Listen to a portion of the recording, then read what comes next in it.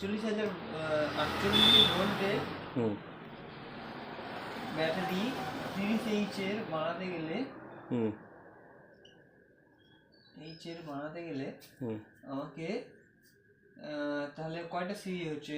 তোমার হচ্ছে 16 সিরিজের সেল হচ্ছে।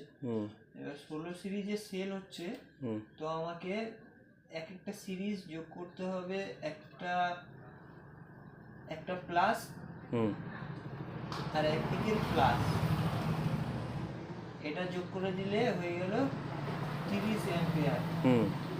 এবার আমাকে আর একটা প্লাস আর একটা মাইনাস যোগ করে দিলে এটাতে ভোল্ট বাড়ে গেল, 6 ভোল্ট হয়ে গেল।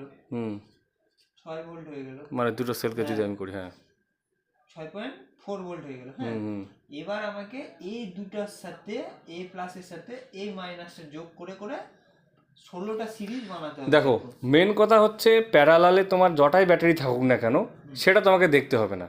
জাস্ট কাস্টমার যেহেতু বলছে আমাকে 30 এম্পিয়ার করতে হবে, তাই তোমাকে প্রথমে আগে প্যারালালে এম্পিয়ার সেট করতে হবে। প্যারালাল ধরে নাও 30 এম্পিয়ার, যদি 15 যদি সেল দাও তাহলে প্যারালালে দুটো করে বসতেছে, আর যদি 6000 mAh সেল দাও তাহলে প্যারালালে 5টা করে বসতেছে। এবার 5টা করে প্যারালালে যটাই ব্যাটারি বেসুন না কেন সেখানে ভোল্ট কিন্তু একটাই বেরোবে, 3.2 ফসফেটে বেরোবে। সেখানে তোমাকে ধরতে হবে শুধু কি মনে করতে হবে যে এখানে একটাই ব্যাটারি বা একটাই সিরিজ।